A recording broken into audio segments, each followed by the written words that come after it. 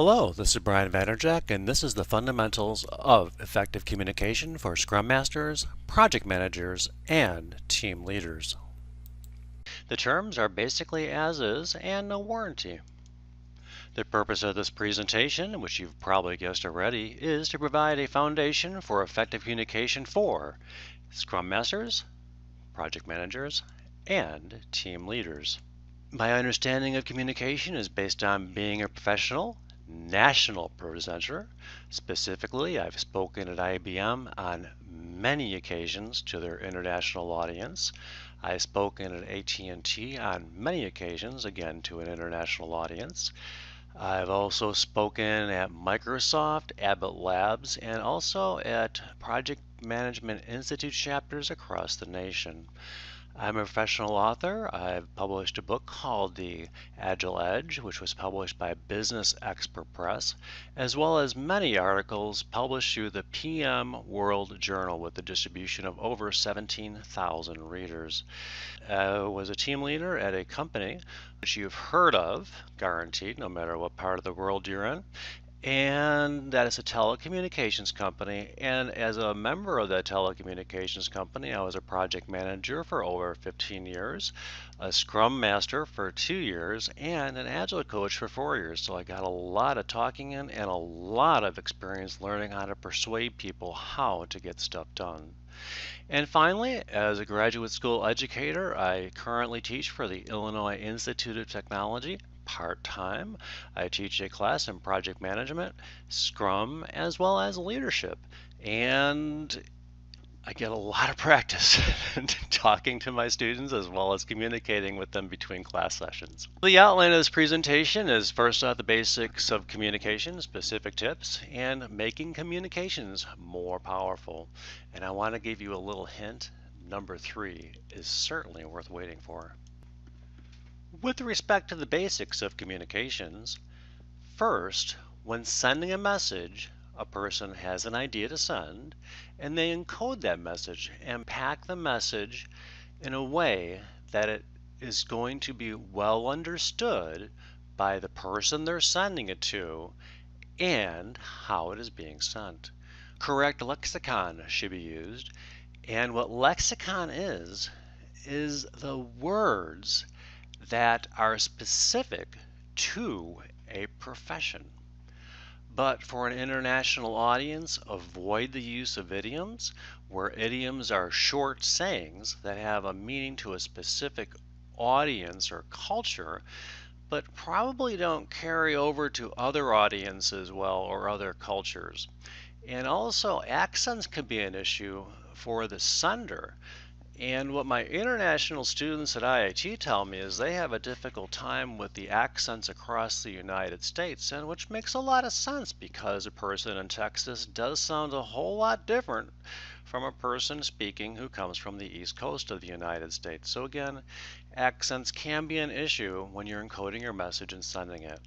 Now the next part of transmitting a message is the channel. And one issue with the channel that we're all familiar with is noise can be on the channel, and that can present an issue. What I see this most happening with is when people are using the internet to transmit their voice, especially during conference calls, they often have to reconnect because their voice is just so garbled. Usually when they connect back in, they're fine. And then of course the sender needs to consider the channel and select the correct channel. Specifically, is an email going to be the right channel? Is a meeting going to be the right channel?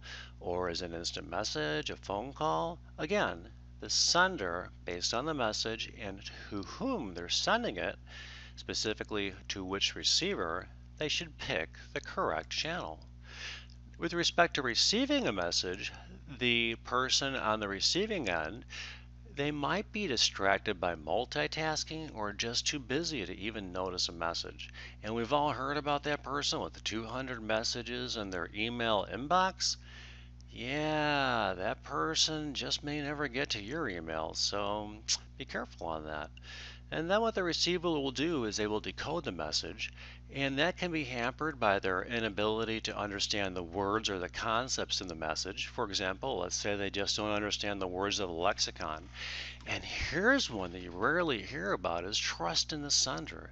If you don't trust the sender, that's a huge barrier in terms of receiving the message, so senders should always work on maintaining their trust. Hopefully the follower will respond with an intended action. Some common team communications are to inform, persuade. With respect to a thank you, it's a great thing to share gratitude because there are a lot of people out there that just don't feel valued or appreciated. And once they know they're valued and appreciated, they'll just become better members of your team. And as for asking for work to be done, that is a definite common communication. Clarifying what has to get done, providing status reports and requesting them, directly instruct. And what that I'm saying is you may have to tell somebody how to do something. And finally, maybe a least favorite subject is actually doing documentation. For example, in Agile Scrum, we would call documentation user stories. Tips for senders and receivers. For sending, the ancient Greeks had a really excellent understanding of communication, and they identified these three things to be a trusted communicator. First, they identified ethos, which was the credibility of character. And one way you can build ethos is by building your bio. And by building your bio, let's face it, some people do sneak out on the LinkedIn to take a look at your skills, and always keep your LinkedIn up to skill, and always be sure to keep your skills marketable so that way your bio looks fresh and people want to have you on their team or leading their team for that matter. And also trust level. And trust is very easy to lose. And an easy example is you might say on Tuesday you're going to do something Wednesday, and you're sitting on Wednesday and the day just goes by so fast. And you're all of a sudden at 4 o'clock and you're thinking about leaving, and oh my goodness, you remember that thing you promised on Tuesday. Reality time, sometimes you have to work a little bit extra in order to fulfill your commitments. But once you do meet your commitments, you're just continuing to maintain that trust and build trust. People who tend to miss their commitments in a professional environment tend to have a much lower trust level with their team. Pathos is emotional appeal, and one way to develop pathos is to have motivational talks. And also, what I think is the most important thing in terms of building emotional appeal is let the team know how their activities support the organizational vision. I'll tell you a little secret. Many people on a team have no clue how important their work is with respect to making the organization successful. Scrum Masters, project managers, team leaders, we all know why it's important. Some team members just don't get the message. You have to tell them, and don't just tell them once, repeat it, especially when the team is up against a wall and they need that extra motivation to get going. Now here's one, is logic. And an easy way to express that in terms that a team would understand it is we're doing something better, faster, or cheaper. And what we're going to is if the financials are there and the financials make sense, that would be kind of a logic. People are again going to be interested in doing the project.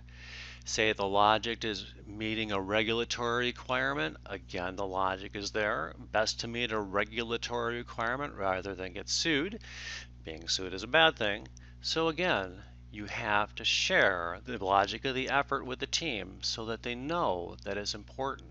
And through displaying ethos, pathos, and logos, you'll build trust. And through building trust, you will find that it's much easier to manage your team. And with regard to sending, when you need information, let them know why. This results in having your needs be better met. And the best way I can think to describe this comes from the Scrum methodology. Specifically, when they want something in the requirements, they actually have a format for expressing what they want, and that is as a, I want so that. So as a communicator, I want to be an effective communicator so that people will respond better to my messages. If when you're communicating with somebody, if you meet these three criteria, by letting them know why, letting them know all this robust information, they're much more likely to know what you're after, why they're doing it, and who the target audience is. An easy way to find out the level of progress. One thing I had difficulty with when I first became a project manager was reaching out to people and finding out how they were doing, because I was always afraid that I was going to send them a signal that I just didn't trust them. Well, there's a so easy and so obvious way to reaching out to people and finding out what's going on is just say this: what is the status on blank? That is non-threatening, it's non-accusational, and it is a great way to find out where things stand. Also, if nothing's happening, no one likes to give a bad status. You may find that it might take them 15 minutes, an hour, possibly 2 hours to get back to you, but I've always thought when they take a little while to get back to you, that means they're working on getting stuff done so they can provide a much better status. Now, with respect to names, a very, very important thing in written communication is to spell the name of the person to whom you are sending your message properly. If you don't spell it correctly, you're sending a huge message of disrespect for that person. If you start off an email with their name misspelled, guaranteed you're not going to get the same kind of reception on that email as you would had you spelled their name correctly. And here's a little trick that I use, is what I always do is I copy paste the name from a trusted source.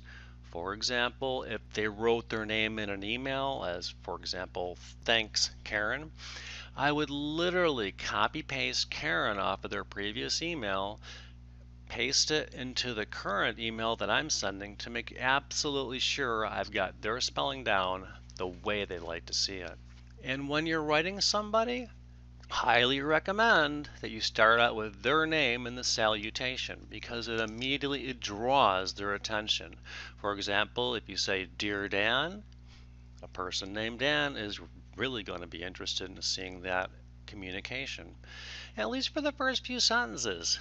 And here's the trick: hook them in the first 3 sentences, explain to them why you're reaching out to them so that they have an interest in it, and explain a little bit about what you're after so that not only they know why you're after them specifically, but also they know the context.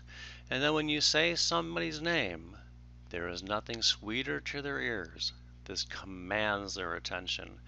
I always recommend when you're talking to somebody to include their name in the communication. So if you need something fast, always, always, always in your communication set a follow-up date, and if appropriate, set up an actual time. By that I mean, I would like this by 1 o'clock on Thursday. Now here's the wrong way to do it. Ask for something ASAP, which stands for as soon as possible. The issue with as soon as possible is it's very, very tough to put your finger on what as soon as possible means. Is it an hour from now? Is it a day from now? Is it a week from now? No one knows. And with respect to if you don't get your deliverable on time, how are you supposed to know exactly when to reach out? How do you know when your deliverable's in jeopardy? You don't, because you said ASAP.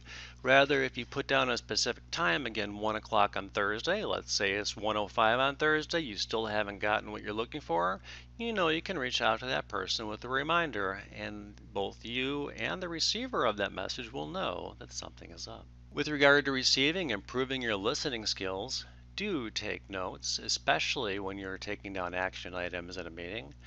Now, with permission, at a technical meeting where they're just discussing things that are already fairly well known, it's a great idea to record what's going on.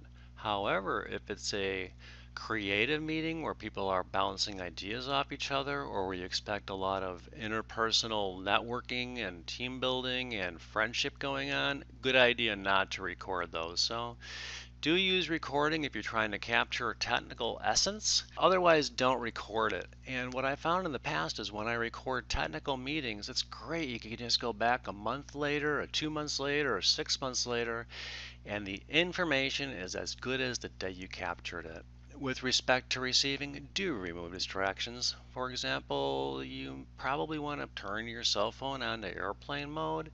You probably don't want to look at your texts. Make sure that you're not talking to the person next to you. Be sure to pay attention to the message. And again, with receiving, lexicon is very important. If you don't understand the lexicon, it's hard to understand the message that are being sent. A cool way to get to know the lexicon is Wikipedia. Wikipedia does a nice job explaining things, and you can also go to dictionary.com.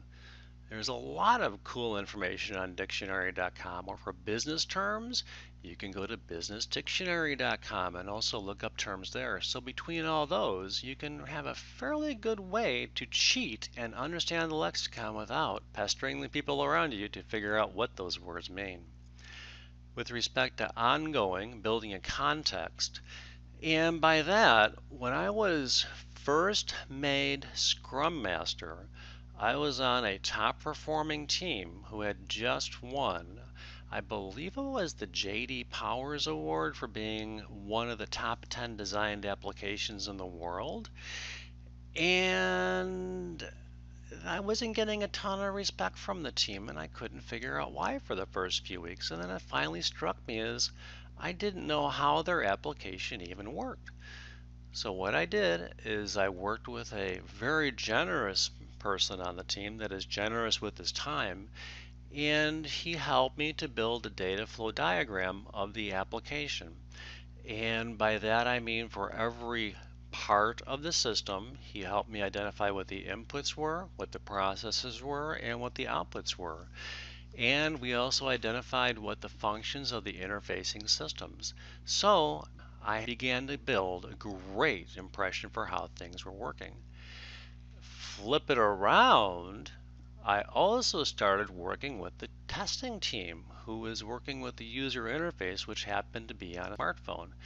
And through working with the testing team, I began to understand the UI, the user interface, and before you knew it, all of a sudden I started getting the respect of the team because I had made the effort to understand the context of what they've been talking about.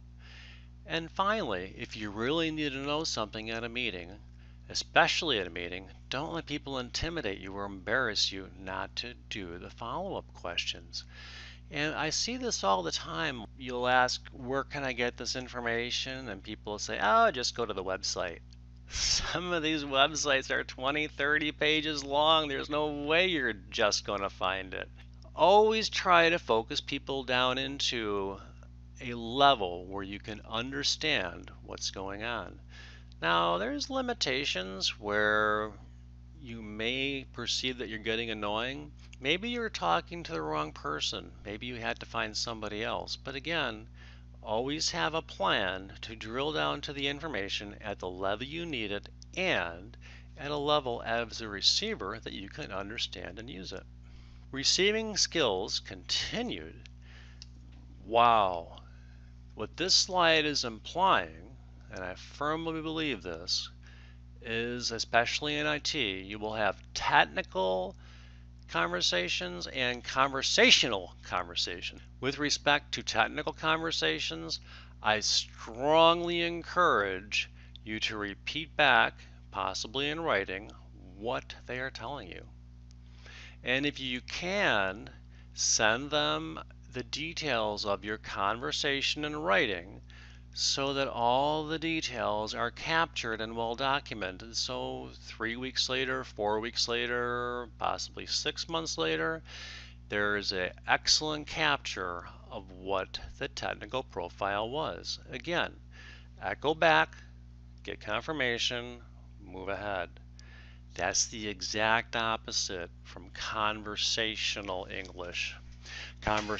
And by that, if you're really interested in what a person has to say, there is no need to repeat back what you just heard. And where I got that from was Celeste Headley and her awesome TED Talk, 10 Ways to Have a Better Conversation. She was a strong proponent that if you're really listening to somebody, they're going to know you're listening to them. And since you're listening to them, it's going to decode nicely in your mind. You're going to understand their message. And there's really no reason to repeat it back to them. Just go ahead and go with the flow. So again, the points of this slide are if you're doing a technical conversation, you want to capture it somehow so that the moment isn't lost. But in a one-on-one conversation that's not technical, more like a networking conversation, be there in the moment and don't be repeating back to people stuff they just said because that can be very annoying. With respect to receiving, there's also dangerous phrases that at work you probably hear them every day. Here are 3 examples. We believe, I expect, and I'm sure. And there's probably other examples of this too. And each one of these is an excellent example of somebody who doesn't really know what's going on.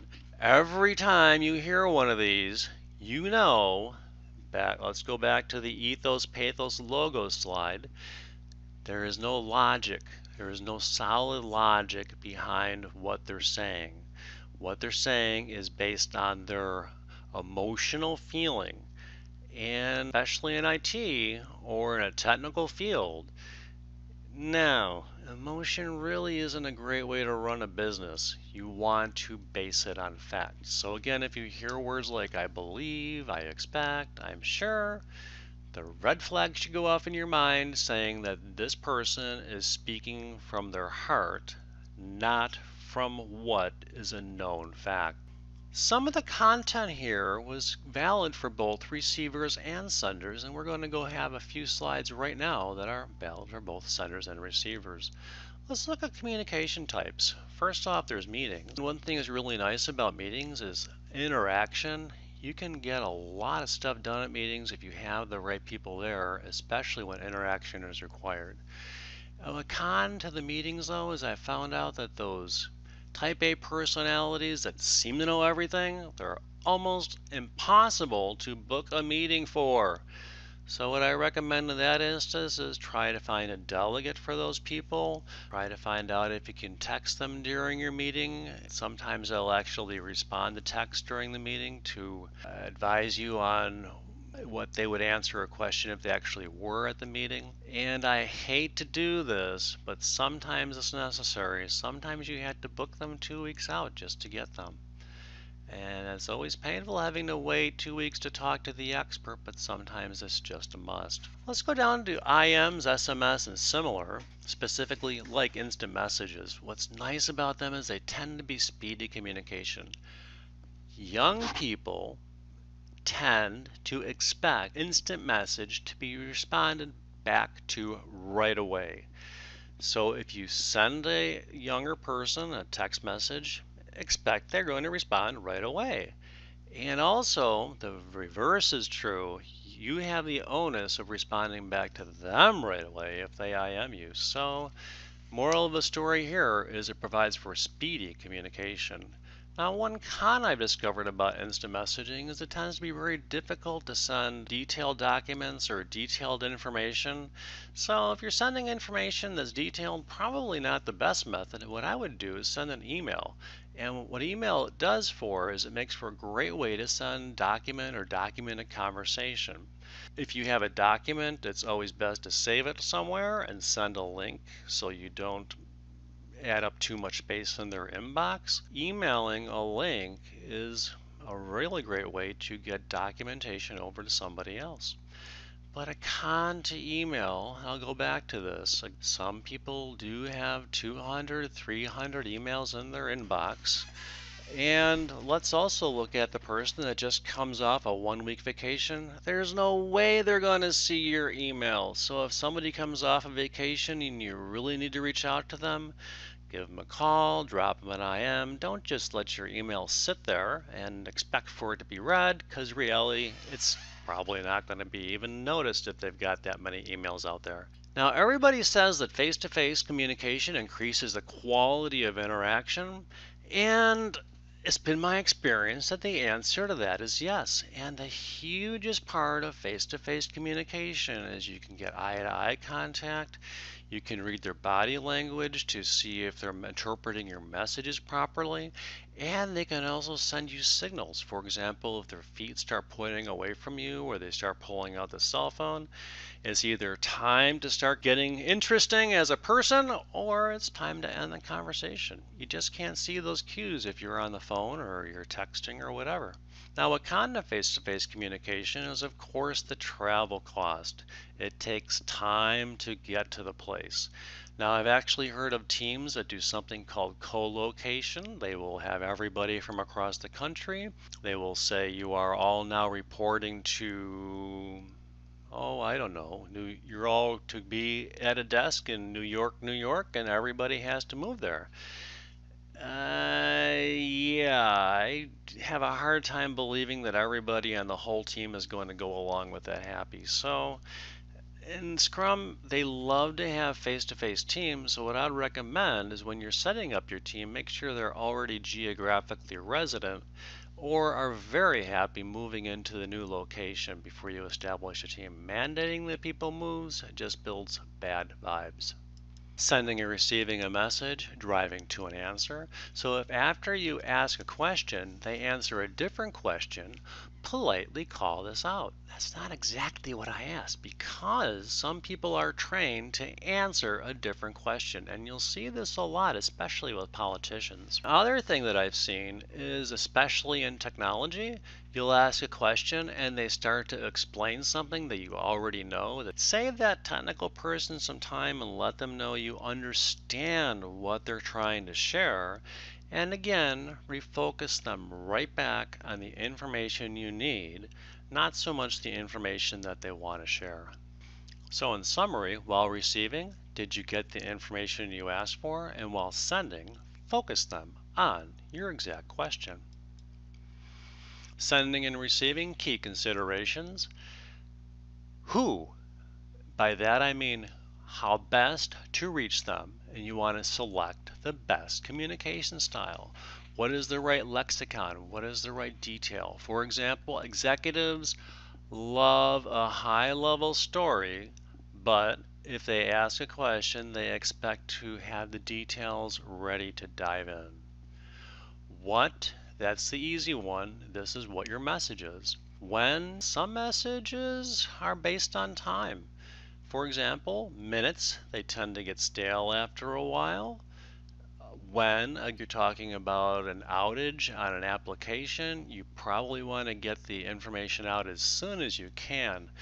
Now, with respect to a mistake, what I highly recommend is you take the time before you share with leadership that there has been a mistake causing a possible business impact. You'll want to let them know what the effort was, what the mistake was, what the impact of the ongoing business functionality is, what's being done about it, and the time to restore.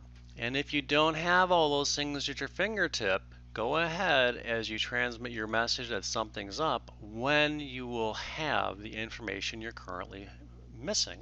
So that way they'll perceive you as being on top of the issue. Where, with respect to international time zones, that's huge. For example, when we work with people in India, being residents of the United States, we fully understand that when we're wide awake, there's a really good chance that they're sleeping, and vice versa. Now, what's really cool is we have our testers in India, and we have a project going on right now. And what we did is we had the people in India write the test questions when they woke up at our like 5 o'clock a.m. or 3 o'clock a.m. They would write the test conditions and get the test conditions into the computer. So when the United States people were online at around 8 o'clock, they had test conditions ready and right there to start executing with at 8 o'clock in the morning. A term for that is following the sun. Why Why is huge. If you let them know the reason why you need information, you are more likely to get participation as well as an answer that makes the most sense to you. And how, we've discussed that a little bit already, but again, as previously mentioned, you could have meetings, IMs, face-to-face, email, etc. In summary, while sending the message, keep this in mind as you craft your message, but while receiving, use these as a filter when decoding the message. Specifically, who's sending the message, what they're saying, when they're saying it, where are they coming from, why are they sending it, and again, be very sensitive if the person likes to send a message across a channel that you're not very fond of, just to keep an eye for that channel just to make sure you don't miss a possibly important message. Now this is the high value part of this presentation, making communications more powerful. First off, the most important thing is the what's in it for me. As you're communicating with somebody or anybody or even an organization, you have to explain to them why it's important to them to provide the information or deliverable or whatever it is you're after, because once they have an understanding of what's in it for them, what the value is in it to them to comply, they all of a sudden have a purpose and a meaning and a drive to get it done and done on time. So do that. Provide it with them whenever possible, and that's possibly the most important portion of this section. How to engage stakeholders outside of your area. This is based on the IATA model from marketing. For those of you who are into marketing, that's attention, interest, desire, action. And if you want to know more about that, you can do a deep dive into Wikipedia. But what I've done is I've converted that to when you're trying to get to work with somebody that's outside of your organization. First off, you want to get their attention, and a great way to do that is who gave their name to you. Let them know, hey, Bob told me about you, or Rakesh told me about you, and why you're reaching out to them in particular. I heard you are the expert in RESTful services in our company. Right away, they know that they have a link to you because you're a friend of their friends, and now they know that you know that they're an expert in a particular area. Engagement is let them know what the story is. What is the background? What is the backdrop as to why you're reaching out to them and what you need from them? The last part is huge and it's very time sensitive. You have to explain to them why it's important to them as well as encourage action. If you don't encourage action close to the time of communication, the moment's gone, they're probably going to forget about you. You want to set a specific time that's very close to the time of the initial engagement to get whatever you need out of them.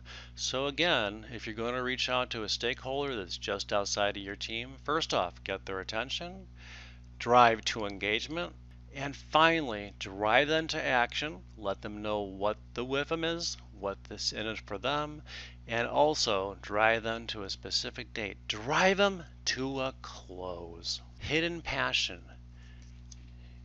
Typically, these are briefly mentioned by a conversation participant. They're very hard to pick up in the flow of a conversation. Usually they're just like little flutterbys, like a little butterfly flying past. Did I tell you that my beehive is doing great? And by the way, heard about this in the political news?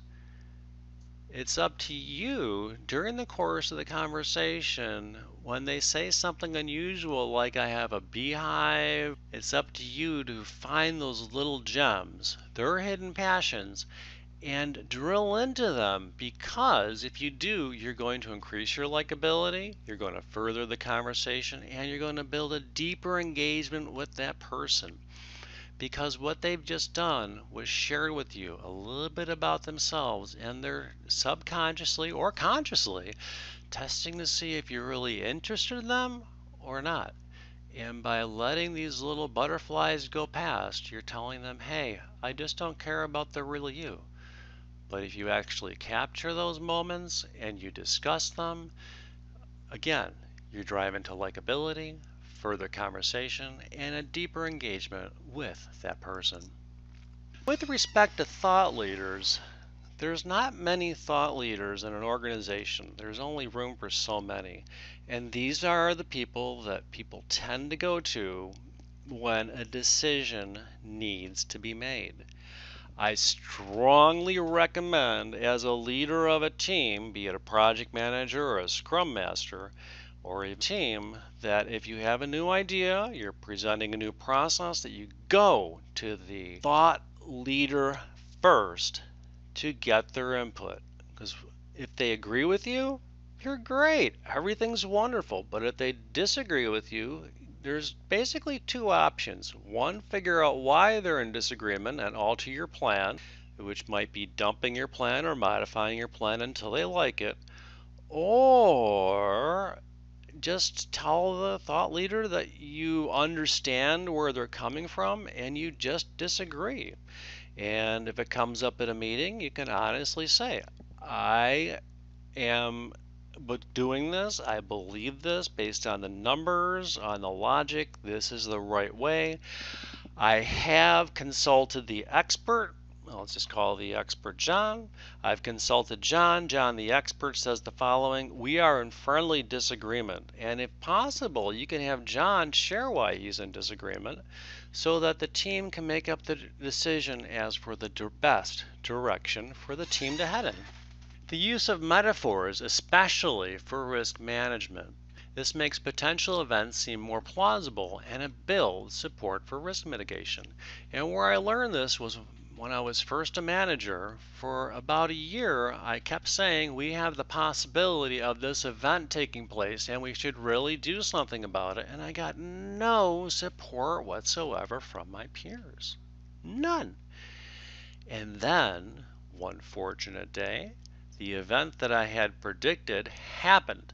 And I was able to say, we want to implement this new process so something just like what just happened will never happen again. And guess what? All my peers were on board, and for the first time in a year, I actually had support to implement that risk mitigation strategy. So in summary, what we covered were the basics of communication, specific tips, and making your communications more powerful. And if you'd like to reach me, please email me. I'm brianvanderjack@gmail.com. Please note there is no K in this email address. And do put call for speakers in the subject line so it gets properly routed, or else I just won't see it. In closing, I would like to say thank you very much for having watched the fundamentals of effective communication for Scrum Masters, project managers, and team leaders. Have a great rest of your day. Bye now.